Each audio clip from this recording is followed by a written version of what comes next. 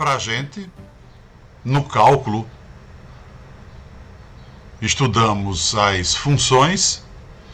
Na álgebra linear, essas funções recebem a denominação especial de transformações. Então, transformação, na verdade, dentro da álgebra linear, é o mesmo que função dentro do cálculo. Aqui, entretanto, importa as funções ou transformações que sejam lineares. E esse conceito é justamente o primeiro com o qual a gente vai trabalhar. Para a gente, uma função ou transformação linear é toda função que, a princípio, tenha como domínio um espaço vetorial, ou seja, ela apanhe valores que sejam vetores de um espaço V1, e a esses vetores associe elementos que também são vetores de um espaço V2. Então, o que nós temos, na verdade, é uma associação entre dois espaços vetoriais, V1 e V2. Dois conjuntos que sejam espaços vetoriais e entre eles uma função que associe vetores de V1 a vetores de V2, naquela tradicional correspondência que a gente conhece desde que estudou funções de um modo geral pela primeira vez. O único aspecto especial aqui é que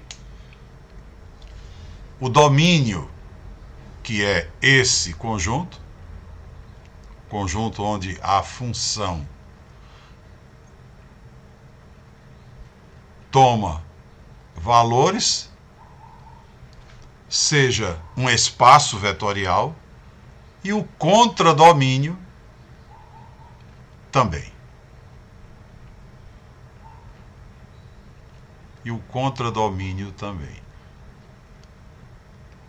Agora, além de apresentar essa característica especial de ser uma função que associa vetor a vetor, vetor de um espaço V1 a vetor de um espaço V2,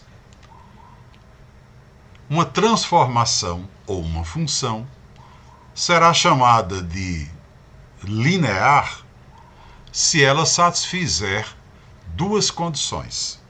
Então eu tenho uma função definida de um espaço V1 em um espaço V2, que será chamada de linear se ela satisfizer duas condições. As duas condições são as seguintes: sempre que eu calcular a função em uma soma de dois vetores, ou seja, sempre que eu calcular a transformação em U mais V, onde U e V são dois vetores quaisquer de V1, evidentemente, isso aqui seja igual a T calculado em U mais T calculado em V. Essa é a primeira condição que uma função tem que satisfazer para ser chamada de linear. E a segunda, que também, toda vez que eu calcule T de lambda U, isso aqui seja igual a lambda multiplicado por T de U. Aqui, né, U, um vetor qualquer de V1 e lambda, um escalar qualquer de R. Se uma função tem domínio, um espaço vetorial, tem contradomínio, um espaço vetorial, ou seja, está aqui associando vetor de V1 a vetor de V2. E se, além disso, satisfaz essas duas condições, então ela vai ser chamada de função ou transformação linear, que é exatamente o que nos diz a definição que foi colocada aqui. É o que nos diz essa definição. Nós temos V1 e V2, dois espaços vetoriais reais, dois espaços vetoriais que utilizam escalares reais, e T de V1 em V2, uma função qualquer. Essa função, com domínio no espaço V1 e contradomínio no espaço V2, é linear se as duas condições sobre as quais nós acabamos de falar forem satisfeitas. Para quaisquer U e V pertencentes a V1, T de U mais V seja T de U mais T de V, e também para qualquer U de V1 e para qualquer lambda de R, T de lambda U seja lambda vezes T de U. É evidente que a partir do momento em que a gente tem contato com o conceito de função ou transformação linear, a primeira questão que se apresenta para nós é justamente a de decidir se uma determinada função que nos é dada é linear ou não. E basicamente nós vamos discutir isso hoje, considerando ainda a dedução de um resultado muito importante. Vamos hoje focalizar quase que exclusivamente o conceito de transformação linear. Muito bem, então, o conceito de transformação linear, evidentemente, ficará mais claro à medida em que a gente possa colocar uma situação concreta e verificar se uma determinada função ou transformação é linear. Então, por exemplo, vamos considerar uma função t que seja definida de R2 para R3 e que opere de acordo com essa correspondência. T aplicado em um vetor do R2, ou seja, em um par xy, é um terno de R3, é um vetor de R3, que será dado por x mais y e x mais 1. É evidente, a questão é responder a seguinte pergunta: essa função, dessa forma como está definida, ela é uma transformação linear ou não? A princípio, como a gente pode não fazer ideia se a resposta será positiva ou não, a alternativa é raciocinar no sentido de vou verificar se essa função satisfaz as duas exigências que são feitas para que uma função qualquer possa ser classificada como linear. Vou tentar verificar. Então, é evidente, começo tentando verificar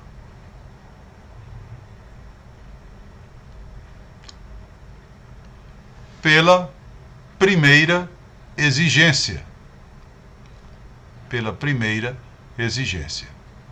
Vou considerar dois vetores U e V de V1, ou seja, do domínio, e vou tentar verificar se T de U mais V de fato coincide com T de U mais T de V. Agora, quando se diz vou considerar dois vetores U e V de V1, é evidente que não se vai particularizar, porque a ideia é tentar verificar se ela é linear. E eu só vou poder concluir que ela de fato é se eu verificar que ambas as exigências são verdadeiras ou são satisfeitas para qualquer situação. Ou seja, no caso, a primeira, para quaisquer vetores U e V de V1, e a segunda, para qualquer vetor U de V1 e para qualquer escalar lambda de R. No caso da primeira exigência, como U e V devem ser vetores quaisquer de V1 e, pelo fato de V1 ser o R2, a gente poderia supor U como sendo, digamos, AB. É evidente que na hora que nós dizemos que U é AB, não estamos particularizando o vetor U. Estamos apenas dando a ele uma cara de um elemento qualquer do R2. Não há nenhuma particularização nisso. Particularização haveria se eu dissesse, eu vou considerar U como sendo o vetor 1 e 2. Isso aí sim é uma particularização que não deve ser feita, porque eu vou tentar verificar se de fato a primeira exigência é verdadeira, e eu vejo que a primeira exigência me diz que, se ela é verdadeira, ela deve ser verdadeira para qualquer vetor U. Então, vamos tomar U como sendo AB e vamos tomar V também um outro vetor qualquer de R2, digamos CD. E aí vamos tentar verificar a igualdade expressa pela exigência 1. Eu, particularmente, gosto de começar calculando o membro da direita, verificando qual é o valor do membro da direita. Já fiz a hipótese de U ser AB, V ser CD, então eu começaria calculando T de U, que seria T de AB, que segundo a definição de T, isso me daria o terno A mais B, B e A mais 1. E também calcularia T de V, que seria T de CD. Pela definição de T, T de CD, X é C, Y é D, então eu teria C mais D, D e C mais 1. Se eu já calculei T de U e já calculei T de V, eu agora obtenho o valor do membro da direita da exigência 1. O membro da direita da exigência 1 é o resultado da soma de T de U com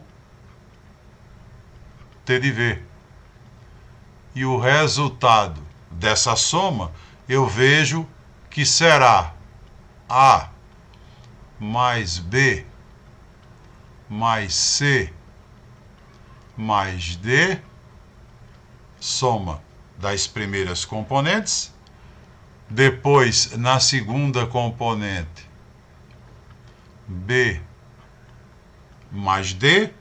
E na terceira componente, A mais C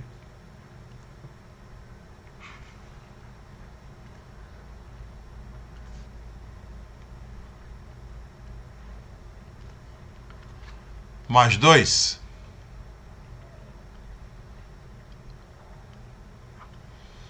Tenho aqui então o valor de T de U mais T de V. Guardo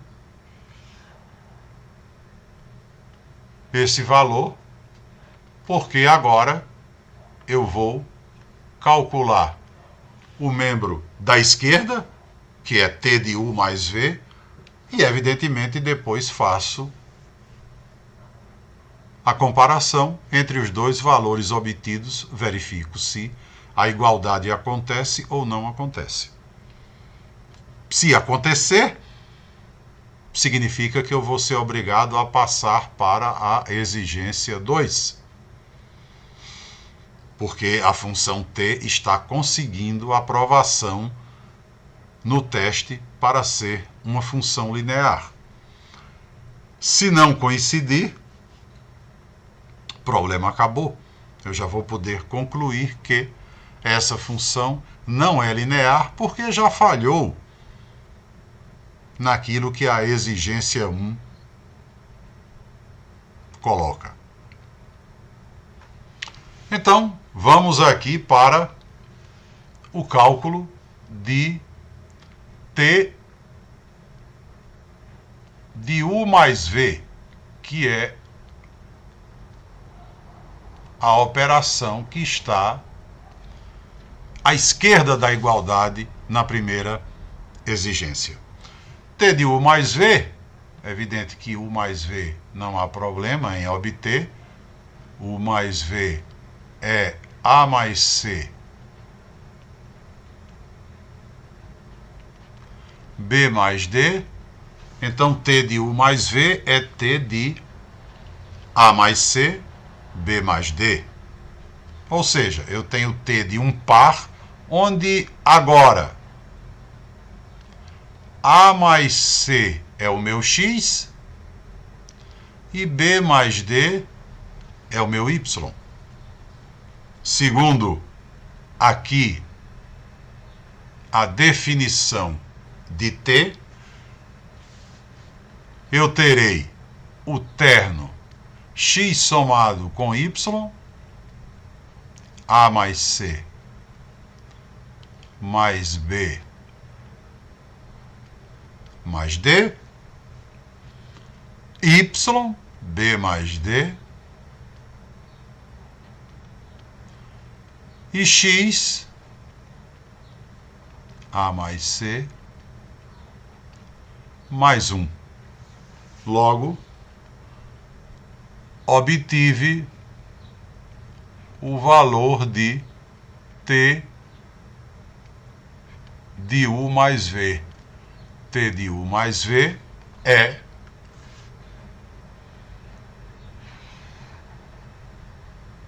este vetor do R3.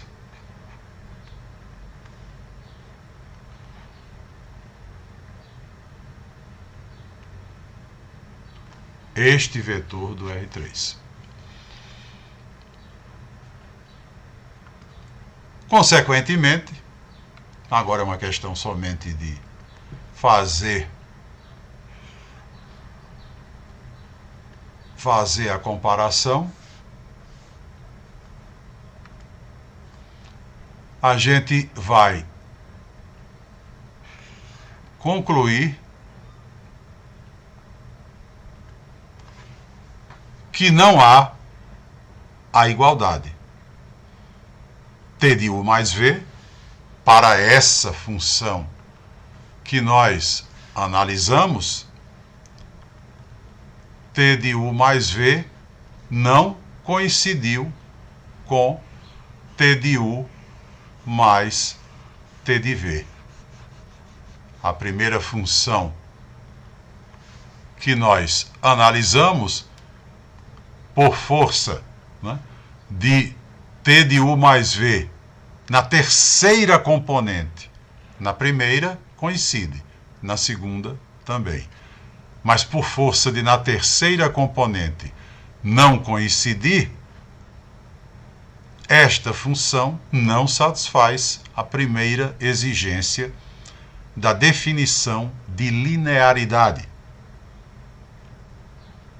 Na verdade, essa é a definição de linearidade para transformações, e ela não conseguiu satisfazer.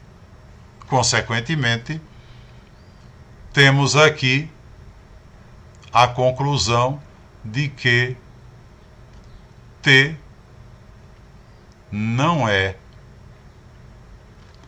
linear.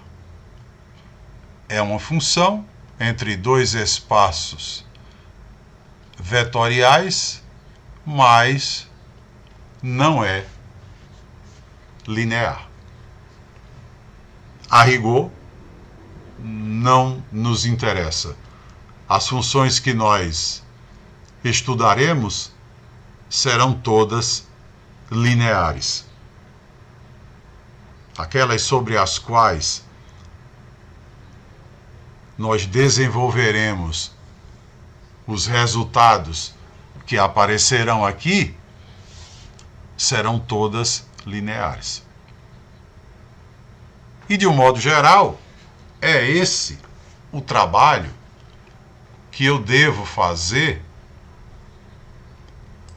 sempre que eu precisar verificar se uma certa função, uma certa transformação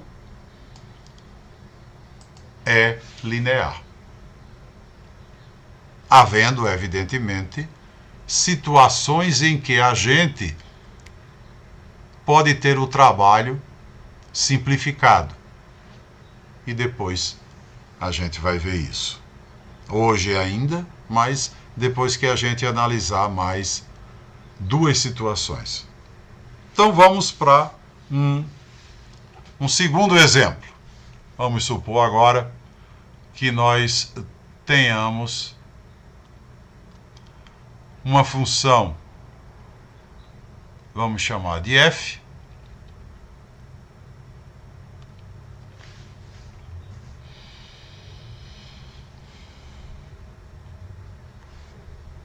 digamos,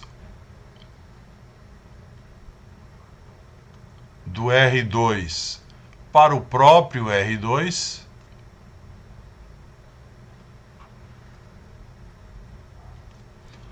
e ela seja definida por f de xy igual a x y2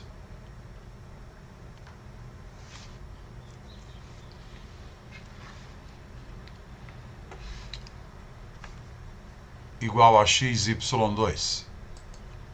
Ou para ficar, se eu não me engano, na turma da manhã eu escrevi x2y. Então, para que a gente faça à tarde a mesma coisa que fez pela manhã, vamos repetir a mesma situação. Então, eu tenho aqui uma nova função, agora definida de R2 para R2, um espaço vetorial para ele mesmo, através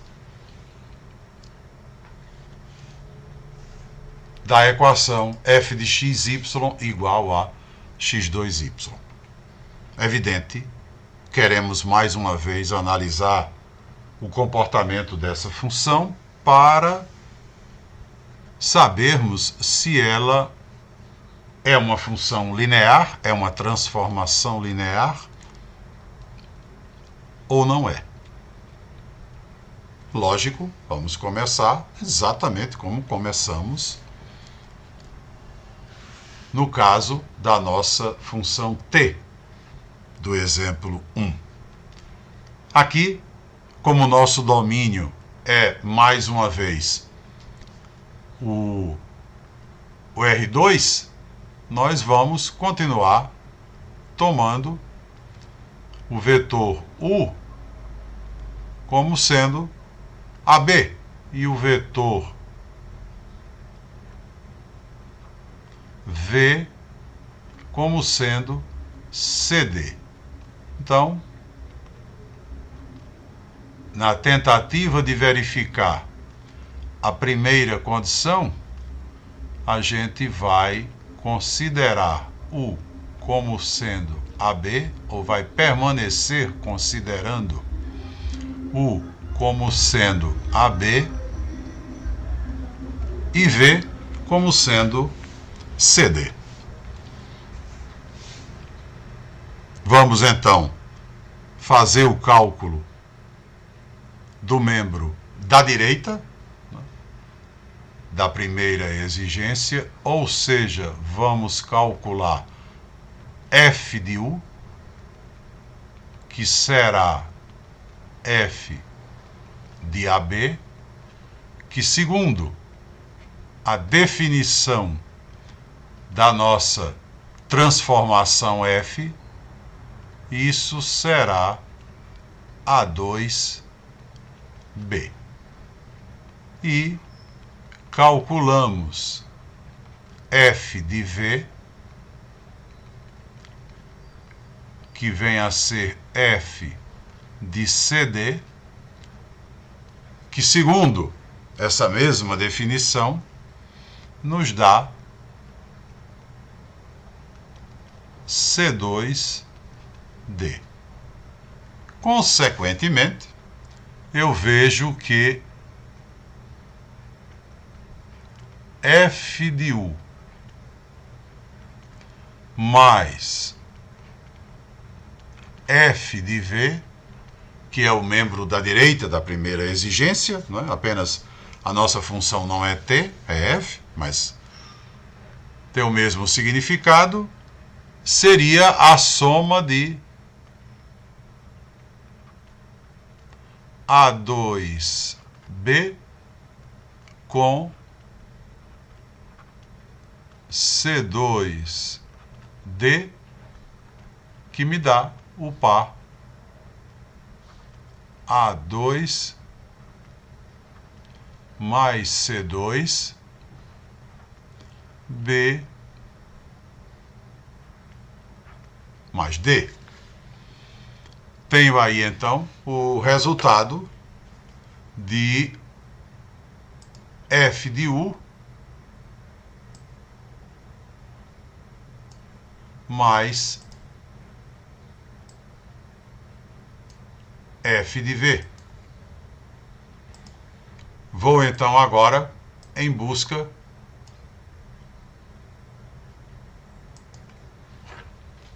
do valor do membro da esquerda. Esse resultado eu guardo para que depois eu possa fazer a devida comparação, né? Então agora a gente retorna para cá e vai calcular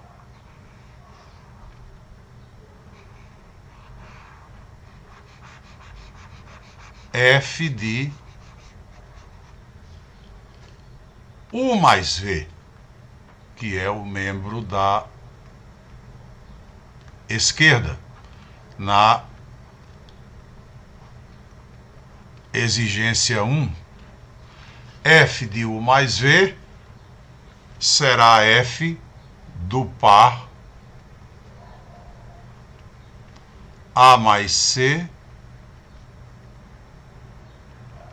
B mais D.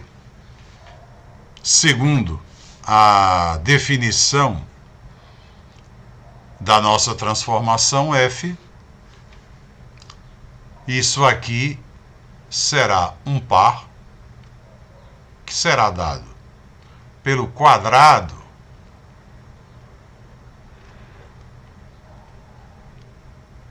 da componente x, da primeira componente do par original, então seria quadrado de A mais C, e na segunda componente a repetição do y, B mais D. Consequentemente, trago para cá para fazer a comparação e ver o que foi que aconteceu. Então eu tenho F de U mais V será o par A mais C ao quadrado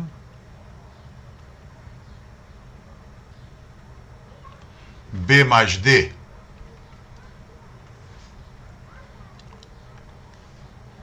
E eu vejo que estou diante,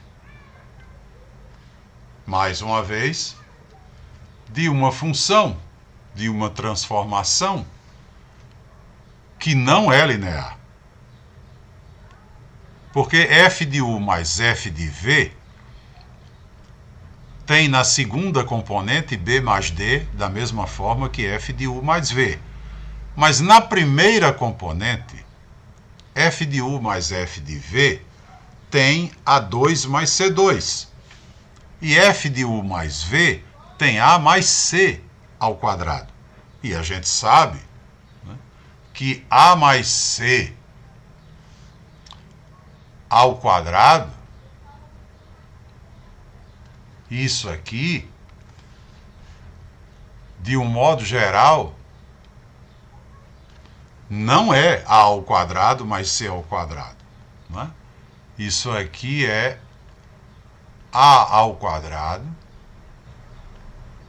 mais C ao quadrado mais 2 vezes AC. Então eu tenho f de U mais f de V diferente de f de U mais V.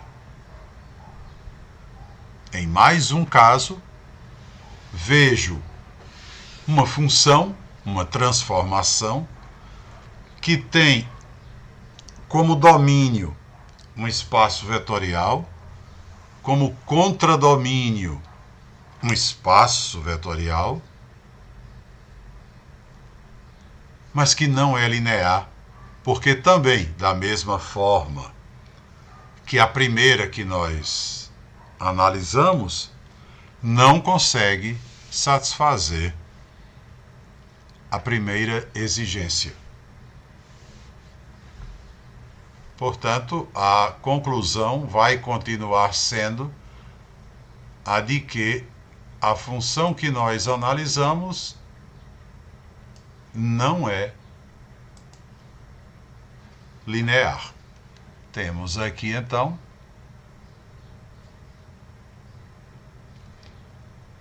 a conclusão de que f, tanto quanto t, do exemplo 1, não é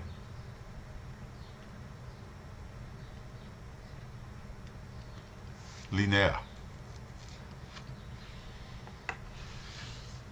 Esses dois exemplos que estão aí, eu os escolho não para que eles sirvam de exemplos de funções que não são lineares.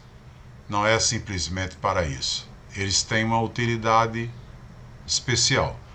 Eles têm uma utilidade maior. E a gente está bem próximo de descobrir essa utilidade. Descobrir esse fato. Ok? Mas vamos então montar uma terceira transformação.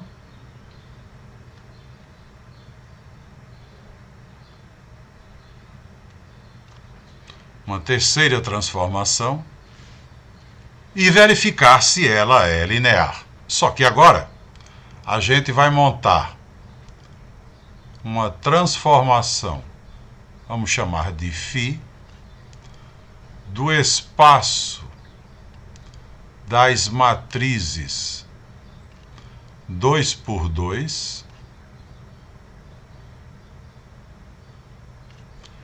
em R2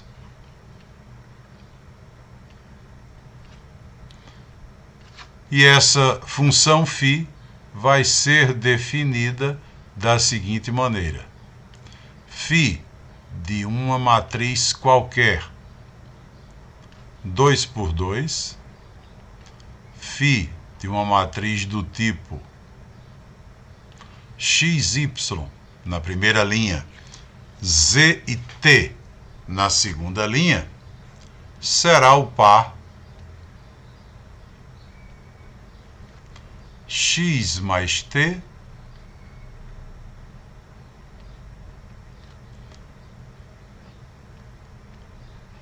y mais z, ou seja, será o par onde o primeiro elemento é a soma dos elementos da diagonal principal da matriz, lá do domínio, né? E o segundo elemento do par é a soma dos elementos da diagonal secundária. Então vamos considerar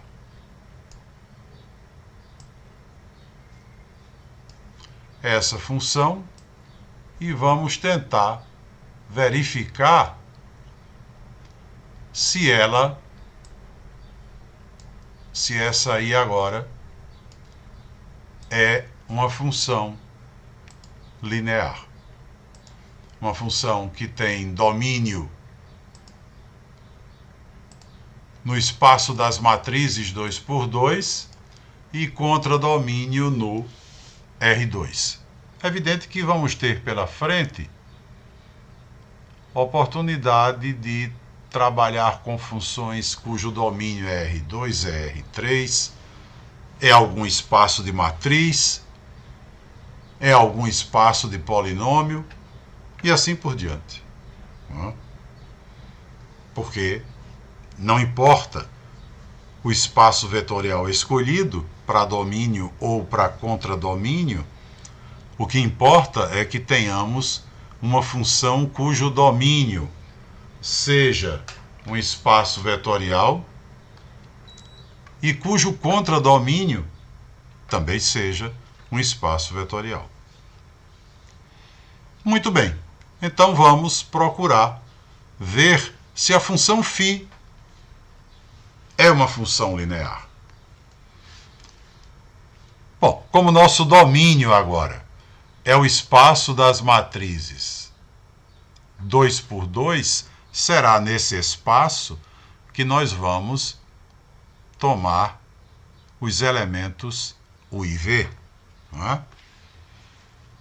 Então, a gente poderia dizer, vou considerar, para tentar verificar a primeira condição, vou considerar U como sendo o vetor AB CD, que é um elemento de V1 do espaço das matrizes 2 por 2, e vou considerar V como sendo E, F, G, H. Uma outra matriz 2 por 2 qualquer. A primeira condição pede então que a gente verifique se φ de U mais V coincide com φ de U mais φ de V.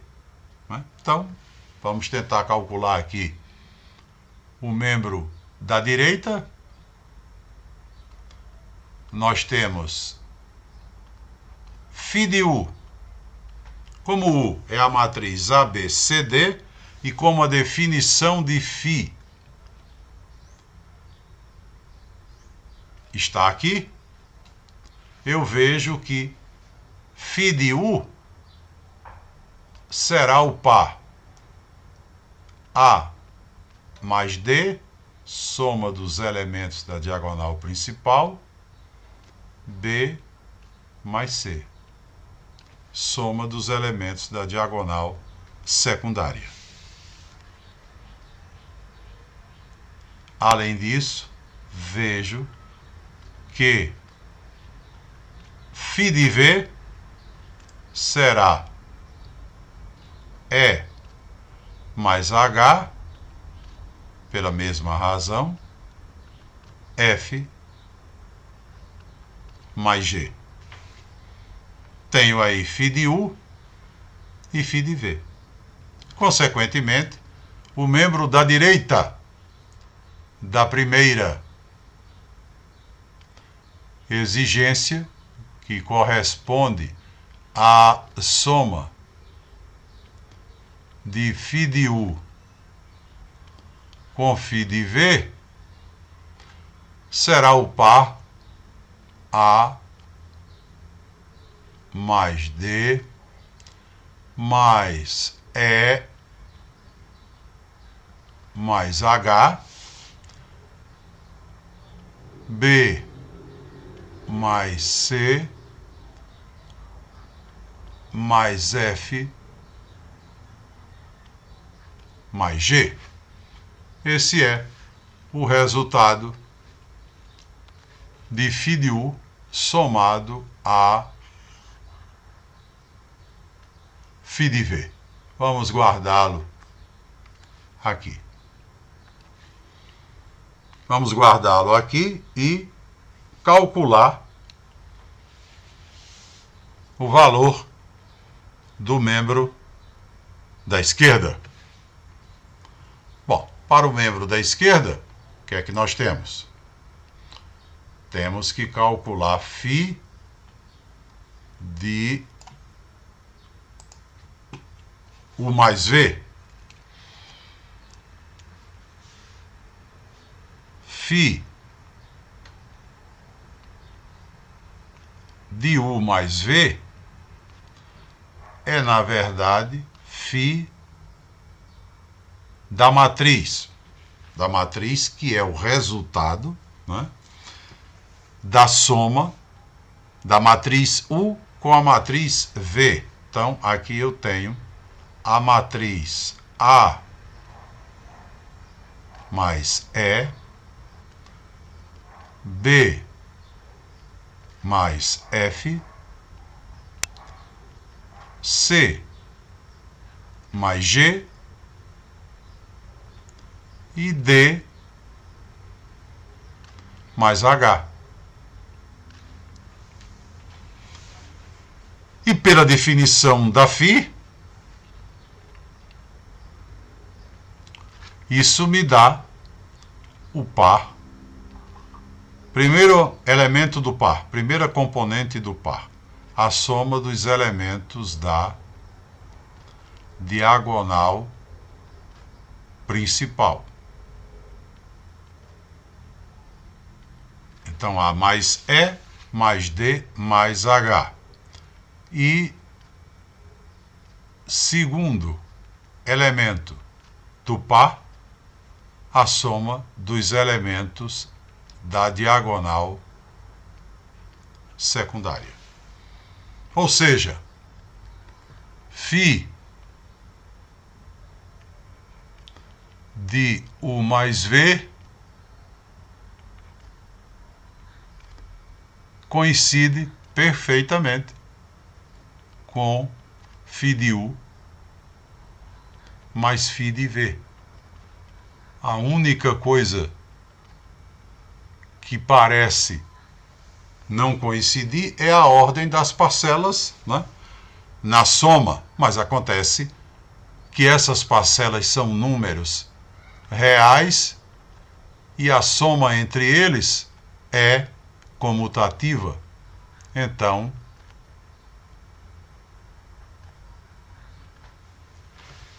tanto faz A mais D mais E mais H, como está em φ de U mais φ de V, como A mais E mais D mais H, como está em φ de U mais V. Então eu tenho aqui dois vetores, φ de U mais φ de V e φ de U mais V, que realmente coincidem. Agora eu tenho pela primeira vez essa situação. Uma função aplicada em U mais V é o mesmo resultado que ela aplicada em U, somado com ela aplicada em V. Agora, essa situação aqui funcionou. Evidente. Isso não significa que φ seja linear, mas significa que φ passou pelo primeiro teste, porque a definição exige que ela seja aprovada em 2. O que nós fizemos foi verificar que ela foi aprovada no primeiro. E, justamente por ter sido aprovada no primeiro, a gente agora é obrigado a verificar se ela também satisfaz o segundo. Para o segundo, precisamos manter U como no primeiro. U continua sendo o elemento, o vetor de V1, A, B, C, D. E vamos considerar não mais o vetor V, mas sim um escalar lambda real. E aí vamos procurar verificar se φ de lambda multiplicado por U dá o mesmo resultado que lambda multiplicado por φ de U. Φ de lambda U igual a lambda φ de U. Da mesma forma que eu acho conveniente verificar a primeira condição, dividindo o trabalho em 2 etapas, né? Calculando o membro da direita, depois calculando o membro da esquerda, e checando para ver se os resultados coincidem, eu acho que no caso da condição 2, não há necessidade de fazer essa divisão. A gente tem amplas condições de, partindo de φ de lambda u, fazer os cálculos necessários e verificar se é possível chegar em lambda φ de u. Em outras palavras, sair da expressão que corresponde ao membro da esquerda e tentar alcançar a expressão, precisamente a expressão a qual corresponde o membro da direita. Eu acho, no caso da exigência 2, a melhor maneira de trabalhar. Então, façamos isso. Né? Então, façamos assim. Ou seja, vamos calcular φ de lambda u. Né? Vamos calcular φ de lambda u. Φ de lambda u é φ de lambda multiplicado pela matriz ABCD.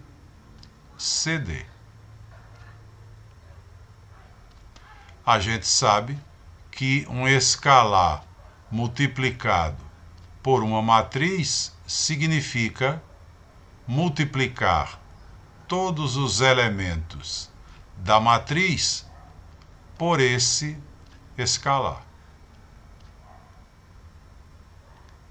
Então, φ de lambda multiplicado pela matriz ABCD nada mais é do que φ da matriz lambda A, lambda B, lambda C, lambda D. φ dessa matriz, segundo a definição da nossa função φ, será o par soma dos elementos da diagonal principal, soma dos elementos da diagonal secundária. E aí, basta a gente observar que nesse resultado que nós obtivemos,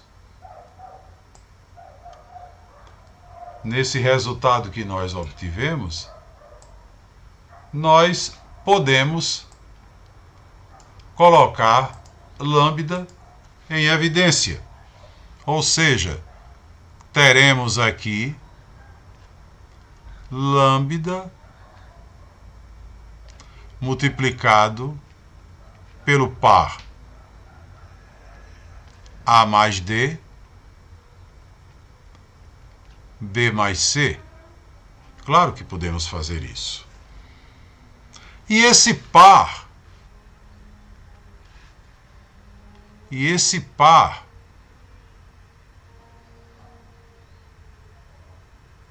que apareceu aqui é justamente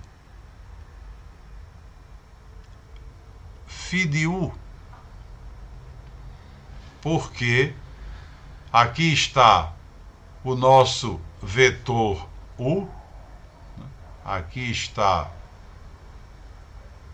o nosso vetor u.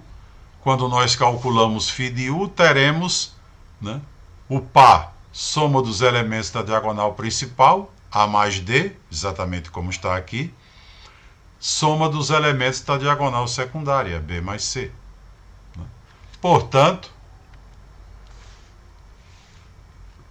nós chegamos a lambda multiplicado por φ de u. Ou seja, como eu falei, verificar a condição 2 é exatamente desenvolver o nosso trabalho de tal maneira que a gente possa, no final, ver se de fato de φ de lambda u nós obtemos lambda φ de u, como obtivemos aqui. Então, a segunda condição também foi satisfeita. φ de lambda u coincide com lambda φ de u. Temos, portanto, uma função linear. Uma função que é definida do espaço das matrizes 2×2, ou seja, tem como domínio o espaço vetorial das matrizes 2×2, no R2, ou seja, tem como contradomínio o espaço vetorial R2 e que, além disso, consegue satisfazer as duas exigências impostas pela definição de linearidade para funções. Temos então aqui que φ é linear. φ é então a nossa primeira transformação linear. Agora, a gente vai deduzir um resultado. Depois a gente vai tentar compreender a praticidade desse resultado com base nos dois primeiros exemplos, ou até mesmo nos 3 exemplos que nós fizemos, com os quais nós trabalhamos. Bom, o resultado é o seguinte. Vamos supor, ainda não é uma afirmação, mas vamos supor que a gente tenha aqui uma função, de um modo geral aqui, de um espaço qualquer, V1, em um espaço qualquer, V2,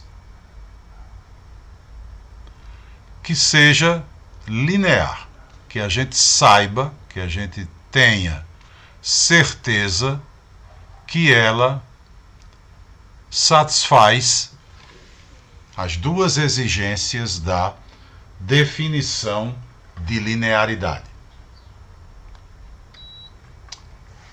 A pergunta que se faz é: se t é uma função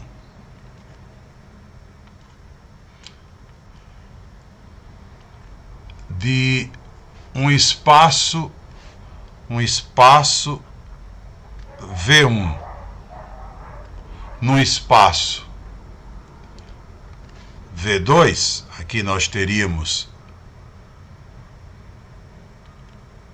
espaço V1, aqui espaço V2, entre eles uma função t que eu tenho certeza que é linear. Eu tenho essa garantia.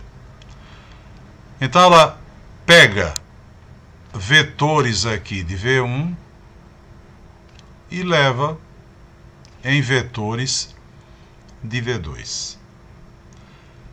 A pergunta que se faz é: Como V1 é um espaço vetorial, eu tenho certeza que V1 tem um vetor nulo. A gente vai representar por 0 com o V1 aqui embaixo, só porque aqui desse lado, em V2, eu também tenho um vetor nulo obrigatoriamente, porque V2 é um espaço vetorial também.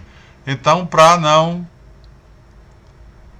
acabar misturando o vetor nulo de V1, representar só pelo vetor nulo dessa maneira, eu não saberia se esse vetor nulo seria o de V1 ou o de V2. Né? Então vamos colocar assim. Vetor nulo com V1 embaixo para representar o vetor nulo de V1 e o vetor nulo com V2 embaixo para representar o vetor nulo de V2. A pergunta é, esse vetor nulo de V1, já que ele existe aqui, né, ele está associado a alguém daqui. A pergunta é, quem é esse alguém? Será que é o vetor nulo de V2? Será que, pelo fato de T ser linear, ela vai obrigatoriamente associar o vetor nulo de V1 ao vetor nulo de V2? A gente consegue ver isso mesmo sem saber quem é essa T. A gente consegue enxergar isso para qualquer transformação que seja linear. E o raciocínio é simples. É uma demonstração simples. E decorre do seguinte fato. Se eu estou querendo saber quanto vale T do vetor nulo de V1, quero saber quanto vale isso aqui. Eu vou usar o fato de que me garantem que T é linear. Me garantiram isso. Olha, T é linear. Descubra quanto vale T do vetor nulo de V1. Então, se ela é linear, o vetor nulo de V1 eu posso escrever ele como ele mais ele. Porque, evidentemente, vetor nulo mais vetor nulo é o vetor nulo. Não tem nenhuma novidade nisso. Por que se fez isso? Porque a partir do momento que me foi garantido que T é linear, T desse vetor mais esse, eu sei que os dois são iguais, não importa, mas eu tenho aqui T da soma de dois vetores, exatamente o que me fala a exigência número 1. Toda vez que eu tiver T da soma de dois vetores, como ela é linear, como me garantiram que ela é linear, isso será T do primeiro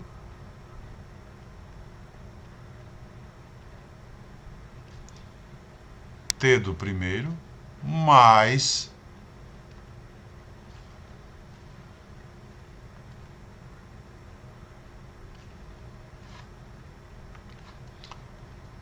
T do segundo.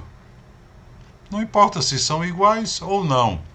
O que importa é que, já que essa função que eu estou utilizando é linear, eu tenho certeza que T da soma de dois vetores é T do primeiro mais T do segundo. E é isso que a gente está colocando aqui. T do nulo mais o nulo é T do nulo mais T do nulo. Então agora, veja, vamos fazer o cancelamento desse termo aqui intermediário. Vamos abandonar esse termo intermediário e perceber que nós acabamos encontrando a seguinte equação: T do vetor nulo mais T do vetor nulo, que é esse membro aqui, é igual a T do vetor nulo. Tudo vetor nulo de V1. Ora, mas assim eu posso dizer que T do vetor nulo será igual a pegar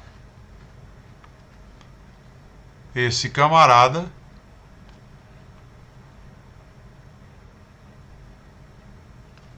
trazer para cá. Então eu fico com T do vetor nulo é igual a T do vetor nulo de V1 menos T do vetor nulo de V1. Simplesmente pegamos esse indivíduo, jogamos para cá. Ora, mas aqui na direita a gente acabou encontrando uma diferença de um vetor menos ele mesmo. Eu não sei quanto é T do vetor nulo de V1. Eu só sei que eu tenho aqui à direita T do vetor nulo de V1 menos T do vetor nulo de V1. Quem é T do vetor nulo de V1 é justamente o que eu quero encontrar. Mas aqui na direita eu tenho zero, não tenha dúvida. Porque eu tenho uma quantidade, um vetor menos ele mesmo. Só que zero aqui é o quê? Esse camarada, né? Esse camarada, T do vetor nulo de V1, esse camarada está em V2. Né? Porque T pega vetores de V1 e leva em vetores de V2. Logo, T de qualquer coisa está em V2. Essa coisa, no caso, é o vetor nulo de V1, mas não importa. T de qualquer elemento de V1 é um elemento de V2. Evidentemente, esse também. Então aqui eu tenho a diferença de um elemento de V2 menos ele mesmo. Essa diferença tem que ser o quê? Zero. Que no caso é o vetor nulo de V2. Porque eu tenho um vetor de V2 menos um vetor de V2 é um vetor de V2. Como aqui é ele menos ele mesmo, é o vetor nulo de V2. Então, o resultado dessa diferença é o vetor nulo de V2. Portanto, acabamos de deduzir que T do vetor nulo de V1, se T for linear, obrigatoriamente será o vetor nulo de V2. Ou seja, naquele diagramazinho que nós fizemos, né?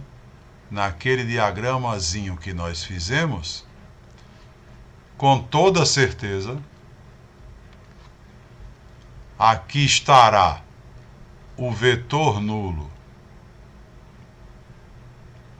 de V1 e ele obrigatoriamente estará associado ao vetor nulo de V2 através de T. Isso, claro, se T for garantidamente linear, porque nós usamos a linearidade exatamente aqui, né? Quando escrevemos T do vetor nulo mais o vetor nulo é T do vetor nulo mais T do vetor nulo. Ou seja, usamos a primeira propriedade. Logo, uma vez comprovada essa afirmação, uma vez comprovado esse resultado, a gente pode agora colocá-lo como o primeiro resultado além da própria definição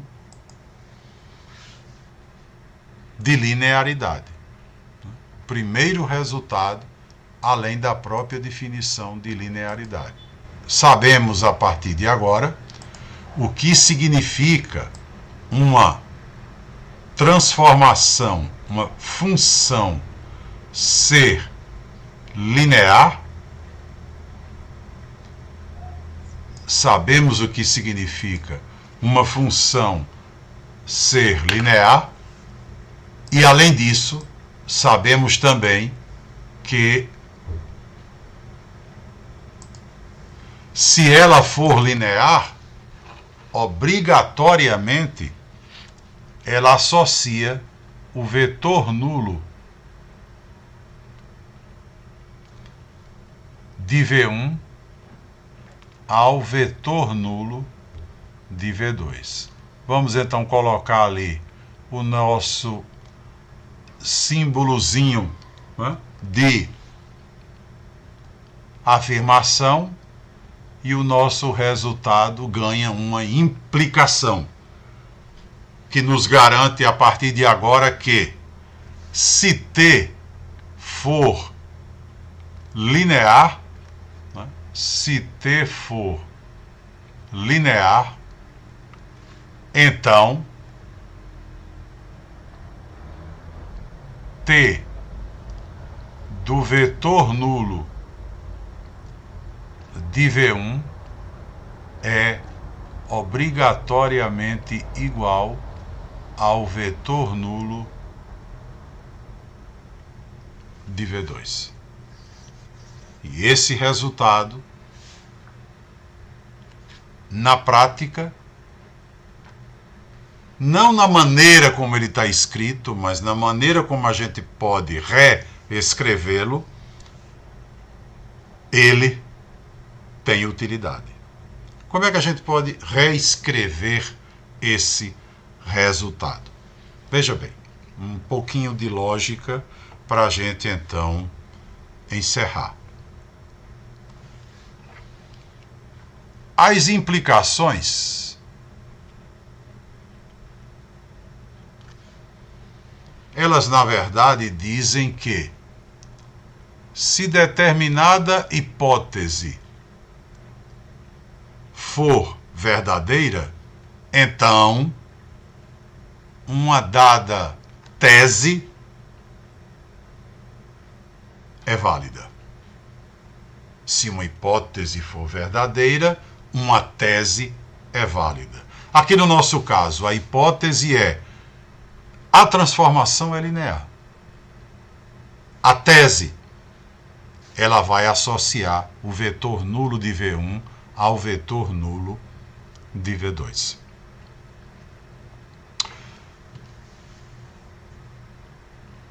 As implicações, elas às vezes podem valer nos dois sentidos. Tanto nesse sentido ser verdadeira, como nesse aqui também. Essa nossa seria ótimo que ela também valesse nesse sentido. Porque se ela valesse no sentido da volta, veja que resultado importante seria.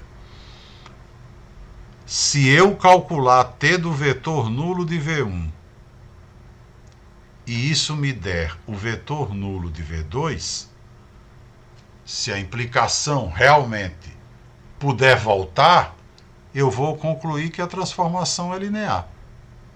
Não é? Em outras palavras, eu nunca mais vou usar essa definição. Nunca mais eu vou precisar comprovar que t de u mais v é t de u mais t de v, que t de lambda u é lambda vezes t de u. Para eu verificar se uma transformação é linear, basta então verificar que t do vetor nulo do domínio me dá o vetor nulo do contradomínio. Isso se fosse verdade o retorno. Mas infelizmente não é. A gente não pode, no caso dessa afirmação, retornar. A gente, do jeito que está aqui, não pode retornar, porque senão a gente vai estabelecer um resultado falso. Por exemplo, veja a função com a qual nós trabalhamos no exemplo 2. No exemplo 2, nós trabalhamos com uma função de R2 em R2 que estava sendo definida como f de xy igual a x2y.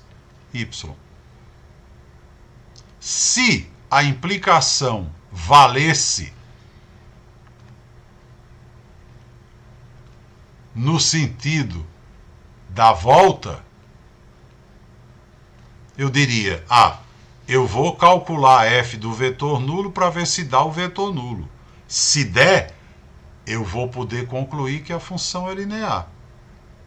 Não tem nada que precisar comprovar que f de u mais v é f de u mais f de v. Nada disso. Acontece que, infelizmente, não é assim. Esse retorno aqui é falso. Né? E essa função nos mostra que é. Por quê?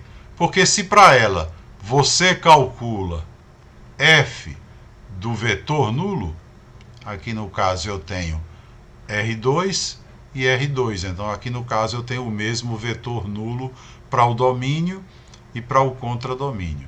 Então se eu calculo f do vetor nulo, eu obtenho o vetor nulo, porque eu tenho 0 ao quadrado e 0.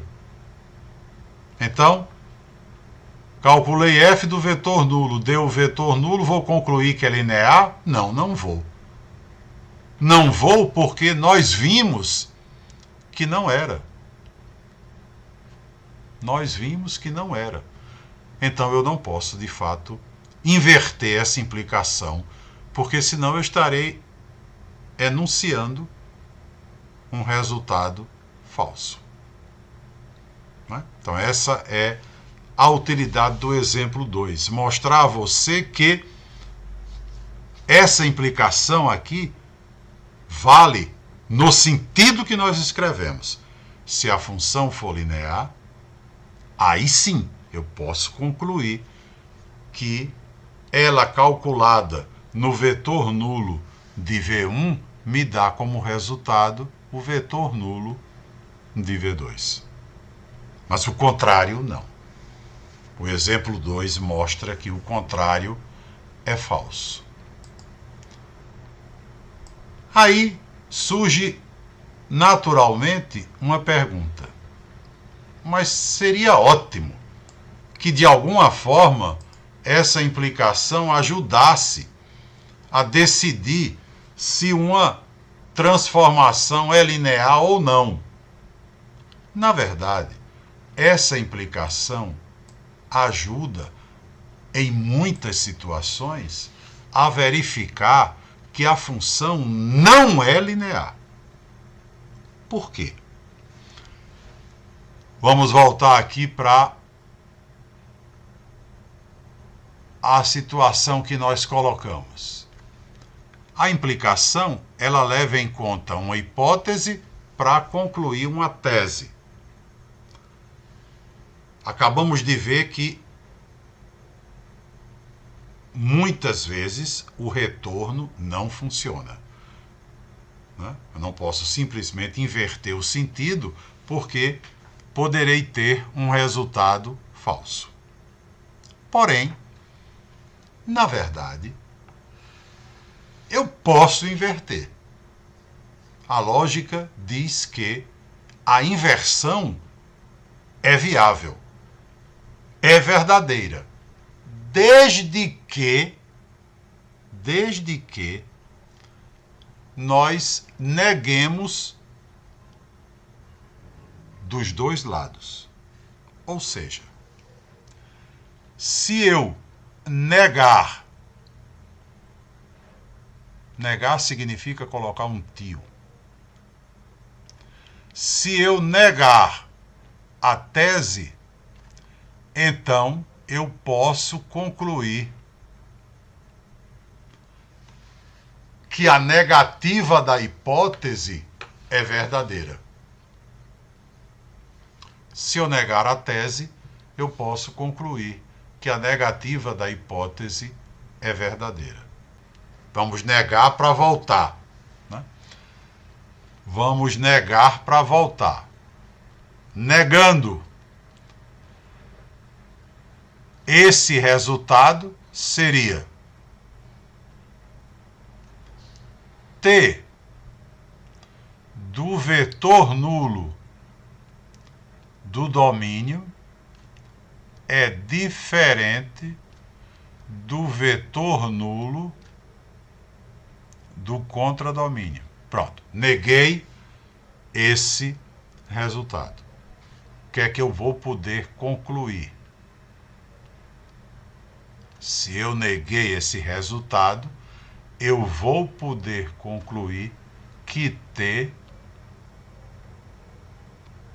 não é linear. Neguei do lado de cá também. E esse resultado aqui é muito bom. Porque suponha que daqui para frente, alguém lhe dê uma função entre dois espaços vetoriais e lhe pergunte se essa função é linear. Por exemplo, suponha que você soubesse desse resultado desde o início. Só para a gente encerrar. Você está sabendo agora o seguinte. Se a função for linear, obrigatoriamente ela associa o vetor nulo ao vetor nulo.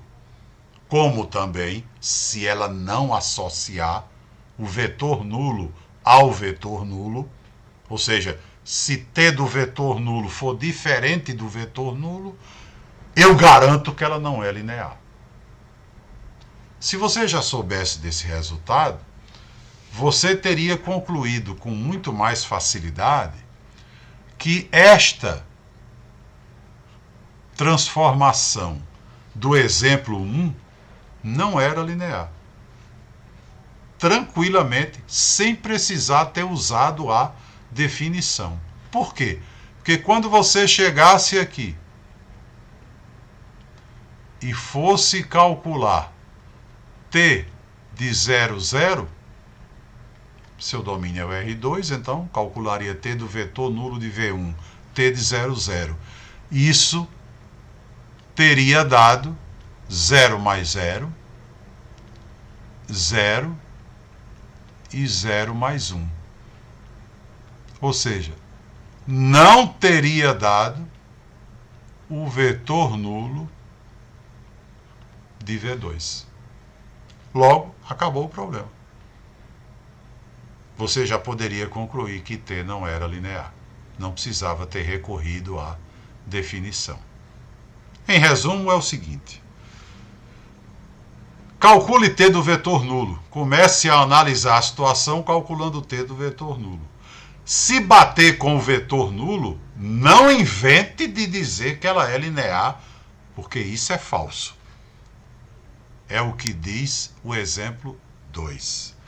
Porém, se você calculou T do vetor nulo e não deu o vetor nulo, ou seja, se você está nessa situação, aí você resolveu o problema. Com toda certeza, aquela função não é linear.